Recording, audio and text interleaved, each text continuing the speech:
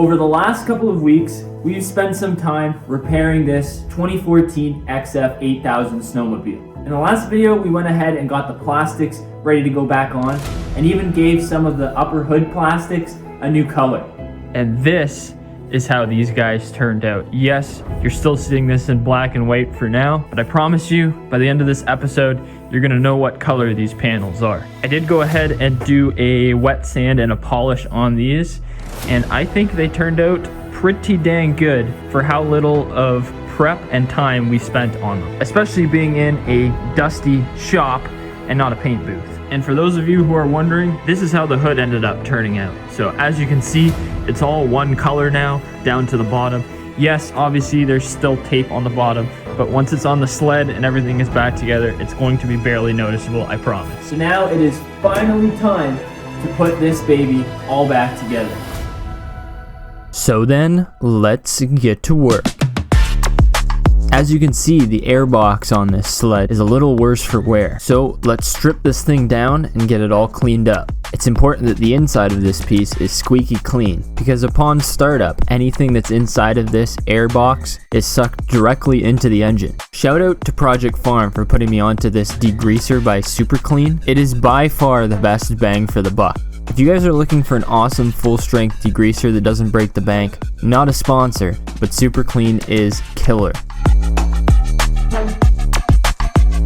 So with all the pieces of this airbox all cleaned up and dry, we can start to put everything all back together.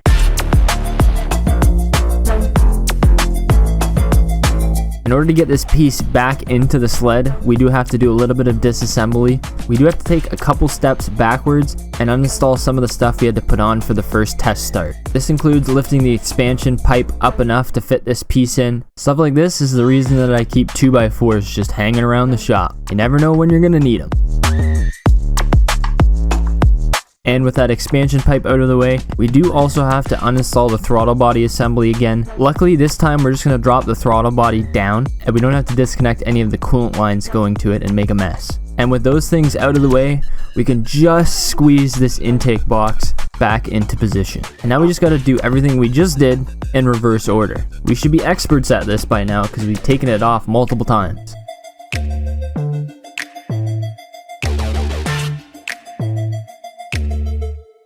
With the throttle body and intake installed, hopefully for the last time, first we're going to install this little chassis brace or chassis crossbar. The exhaust servo motor also attaches to this crossbar, so it's really important that it's all bolted up correctly.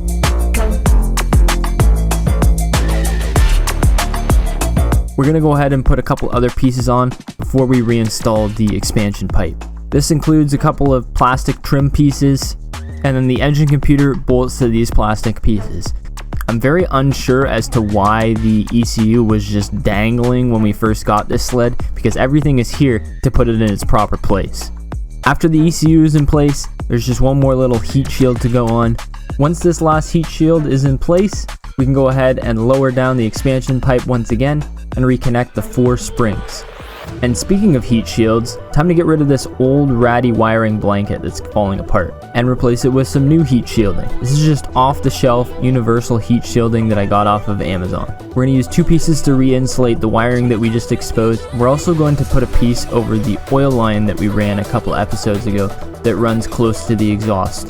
Then we can reinstall the muffler once again, connect up the last 2 springs, and this exhaust system is fully hooked up and it's time for fluids. Yes, that's right, we're using the good. I like to run Volkswagen Audi G12 as well as a coolant additive. In this case, it's Restone Hypercool. This cocktail has never done me dirty, and I've run it in pretty much everything that I have owned. Come on, hit me up. Now that the sled is mechanically sound, it's time to start piecing the front end back together. This starts with reassembling the hood assembly. There's a couple pieces that go into this intake track and about 1,000 screws that hold it all together.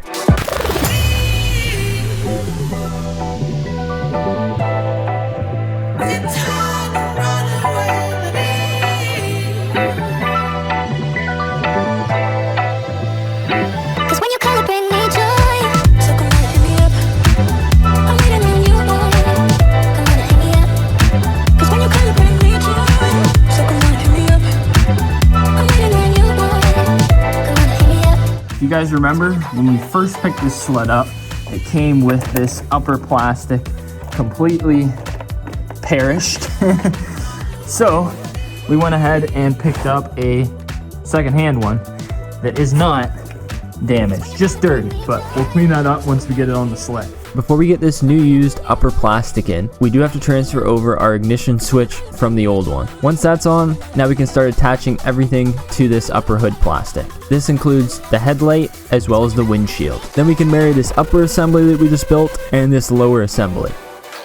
Now it's time to move on to installing the cluster. First, let's get this wiring harness in place. Make sure that we plug in the ambient air temperature sensor and the ignition switch. I will be redoing this harness in the future, as we do have to rewire this harness in order to make the factory lights work again. But for now, let's get this cluster plugged in and mounted. It definitely took a little bit of finagling to get this cluster mounted because Arctic Cat puts the bolt holes in a dumb spot for some reason.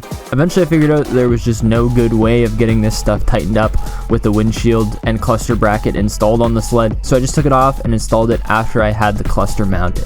And once again, now is the time that we're gonna have to switch to black and white because it's time to install our freshly painted plastics. And when I tell you the more that I build this sled up, the better it's looking, I think you guys are gonna be as stoked as I am on the finished product.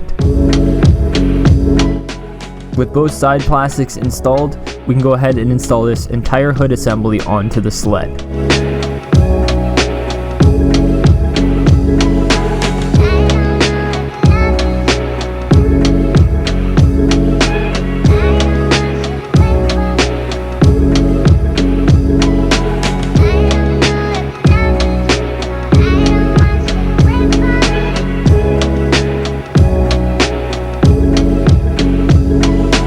And what do you know? More stickers from the previous owner. If you know, you know. You can't run somebody's old stickers, so these have got to go.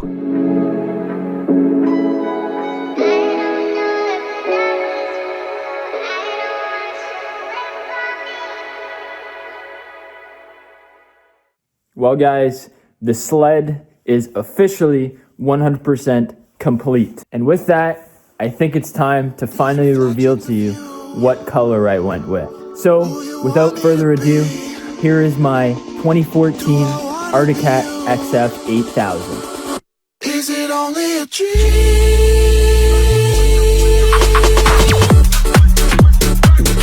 Is it only a dream?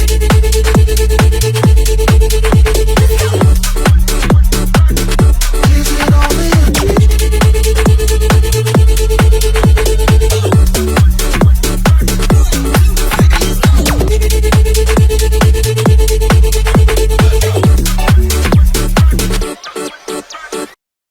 How awesome did this turn out? Especially compared to when we got this sled. I think this thing looks absolutely killer. There are just a couple more cosmetic things that I want to do to this before we take it out for its maiden voyage. Now that we've fixed all the stuff in the front, it's time to deal with this issue right here. And luckily, I was thinking ahead, and I managed to actually pick up the perfect seat secondhand for this sled. Out with the old, and in with the new.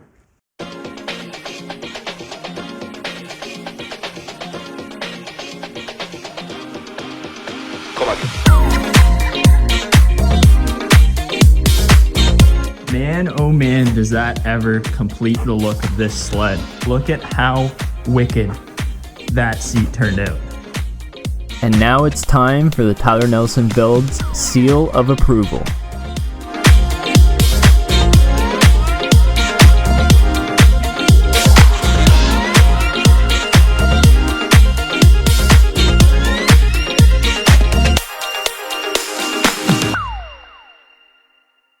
Well guys, the sled is officially ready for its maiden voyage.